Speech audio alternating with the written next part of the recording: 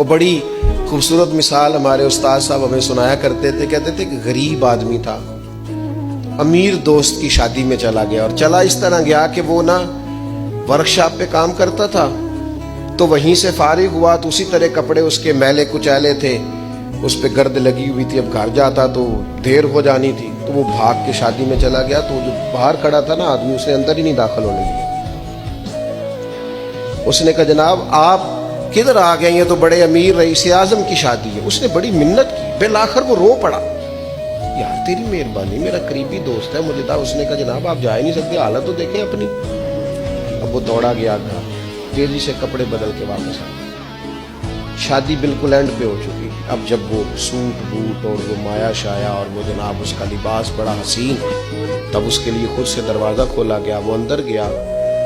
تو ساتھ رو رہا ہے، اور ساتھ وہ ڈونگا لے کے نا سالن والا برتن، تو اس میں کبھی اپنا کرتا ڈالتا ہے، کبھی اپنا بازو ڈالتا ہے کرتے کا۔ لوگوں نے کہا یہ کیا کر رہے ہو؟ کہنے لگا یہ میری تو دعوت نہیں، یہ تو کپڑوں کی دعوت ہے،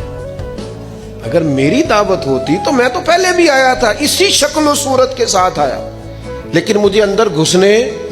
نہیں دیا، میری غربت نے کیا مجھ کو زمانے میں بدنام، تیری دولت نے تیرے عیب چھپا رکھے، تو یہ تو ان کپڑوں کی دعوت ہے، میرے کپڑے بہترین پہنے ہیں تو مجھے گھسنے دیا ہے، لہذا کپڑے ہی روٹی کھائیں گے، میں روٹی اذیت دی جاتی ہے، تکلیف دی جاتی ہے، آزمائش میں مبتلا کیا جاتا ہے،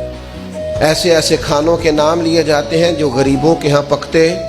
نہیں، انہیں کہا جاتا ہے فلاں پکانا آتا ہے، تو میں کئی دفعہ کہہ چکا ہوں، پھر کہتا ہوں، جب پیسے آتے ہیں تو عقل بھی آئی جاتی ہے، جب انسان کے گھر گاڑیاں آ جائیں تو چلانے کا طریقہ بھی آ ہی جاتا ہے، جب اس کے پاس مہنگا موبائل آ جائے تو اسے چلانے کا سلیقہ بھی آ ہی جاتا ہے، جدے گھر دانے ہو دے کملے بھی سیانے۔